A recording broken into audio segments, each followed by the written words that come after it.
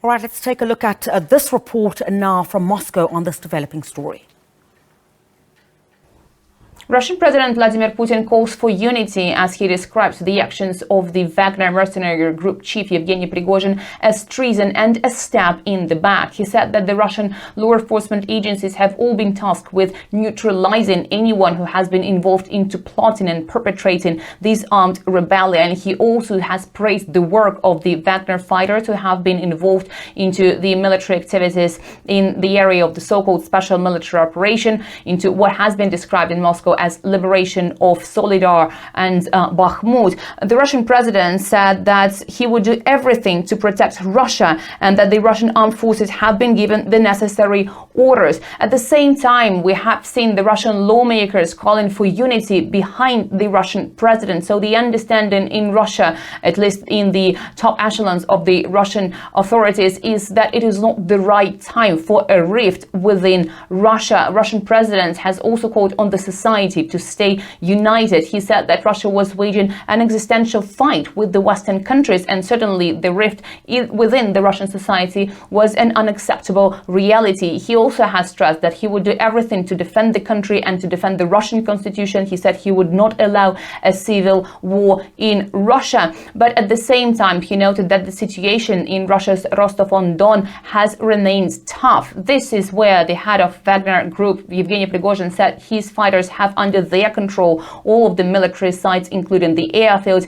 as well as the headquarters of Russia's southern military district. We also understand that the counter-terrorist operations regime has been introduced in a number of Russian regions, including in Moscow, the capital, as well as in Moscow region. So far, the situation in the streets of the capital remains stable. All the functions of the city are being implemented in full. Moscow Mayor Sergei Sobyanin said everything is working properly. The airports are still functioning, but certainly the situation is developing very rapidly, and we are expecting more developments to that. But the Russian authorities have been taking unprecedented measures to beef up security and to prevent what they call possible acts of terrorism. Dasha Cherneshova in Moscow, SABC News. Well, a definite expectation there of security being beefed up, as our colleague in Moscow is reporting there. Let's join Trent Murray now, who's the SABC News correspondent, of course, in Germany. Also, we'll be chatting to Sophie Mukwen, our international news editor, who'll be joining us here in studio. Let's start with you, Trent. A very good morning to you. Thanks indeed for your time. So take us back. For those who don't know, who is the Wagner Group? Well, the Wagner Group is this private military group, effectively mercenaries. There's around 25,000 of them under the control of Prigozhin, this leader of this uprising that we are seeing, and they have played a very crucial role in the war in Ukraine, working alongside the Russian army along the front line there, often seen as being more successful against Ukrainian forces. But we know that conflict and tensions do run deep between that private mercenary group and the Russian Defense Ministry. There has been bickering in the past between them, but what we have seen in the past 24 hours is just completely unprecedented. The speed, the severity, the seriousness of what we are seeing now, I think, has surprised everyone across Europe. This really now spilling out into the public.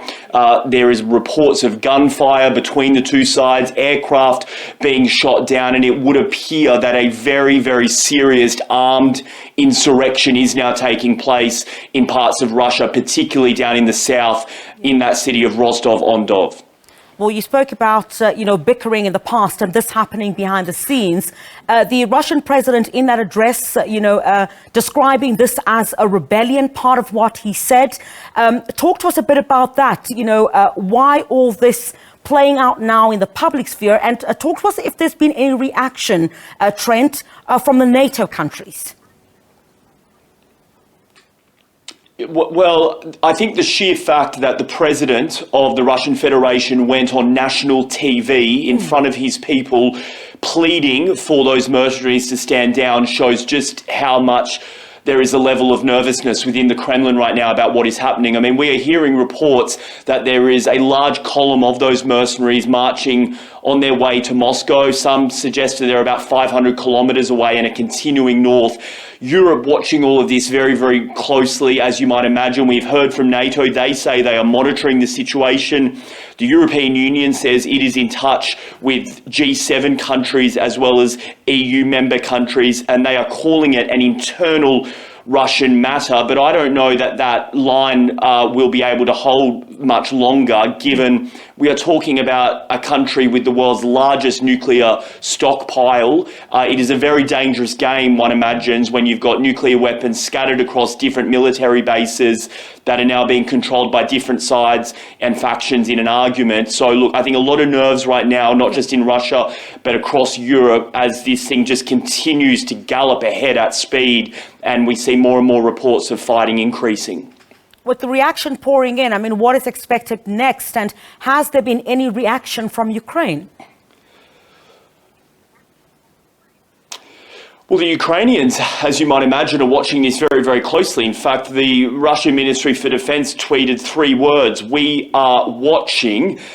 You can have to understand as well, they're right in a position of trying to launch a counter-offensive right now, so they probably can't believe their luck that their enemy has begun what appears to be a major infight. Of course, we would have to see whether the Ukrainians will try to take advantage of this on the battlefield. One imagines military planners are looking at that right now. But as I say, just such fast-moving events. I mean, look, you know, there are just certain moments in all of our lives we remember in history, certain dates. Yeah. You know, here in Germany, it's November 9, 1989, when that Berlin Wall came crashing down in a space of hours, and that spelled the end of the Soviet Union. I'm not saying we are there yet, but what we are seeing is just so serious, and I don't think anyone is able to make a clear prediction of what will happen next. I was looking at some of the analysis that has been on various networks around the country and around the world, in fact. And, you know, some of the analysts are describing this as, you know, one of the toughest rebellions, you know, since President Putin, you know, has been in power. Would it be correct to describe it as such at all, Trent? Well, look, the UK Defence Intelligence Agency has described it as the most significant challenge to the Russian state in recent times. I mean, you would imagine that a leader in a strong position would not even be able to, I suppose, witness or tolerate any sort of armed uprising. And yet President Putin, who has been such a strong man in Russia for the past 2 decades, now appears to be scrambling, trying to control a major rebellion, publicly calling on his citizens to stare down this. What I would say is that I can recall there was an attempted coup in Turkey several years ago. You might remember that. And President Erdogan at the time went on national television and called on his people to come out and quell that coup. They did that, and it was unsuccessful. We are just not seeing that in Russia. We are not seeing those huge crowds of people coming onto the street to try and stare this thing down. They appear to be staying at home, and that then calls into question just how much support really is there for President Putin within the electorate. Again, such a fluid situation, but it's a very high stakes game that we're playing here, both in Russia and Europe. And as I say, I think intelligence analysts from all over this continent, and probably the US as well, are watching this, trying to work out what could happen next. I remember just waking up here in South Africa and seeing that there was due to be this address by President Putin. You've touched on it just very briefly, but the fact that he's gone on national television, does it indicate perhaps any cause for panic or show any panic on his part? And the fact that you talk about, just very briefly, when you reply to the previous question, that there doesn't seem to be much of a response to that call for people to come out on the street. They're staying at home. Is there any significance in that? Well, look, I think if he had the opportunity to bury this behind the scenes and not to have to go on national television, he would have taken that option. But clearly he felt that he was backed into a corner and had to make that plea public. I think what we should also mention, of course, is that that city that the mercenaries have taken over, Rostov-on-Don, it's about 1 million people, but more importantly, it's the main control centre for the supply lines for Russia's war effort in Ukraine. It's right up against the border. It is from there that the fuel, the ammunition, the food is sent in to all the Russian troops fighting in Ukraine. If the mercenaries hold that right now, then in many ways they hold the balance of power for Russia's war effort. That gives Prigozhin an incredible, powerful tool at the negotiating table, if we can even see a negotiating table ahead of us. This is a very powerful move that he has made, capturing that military base and continuing to move forth.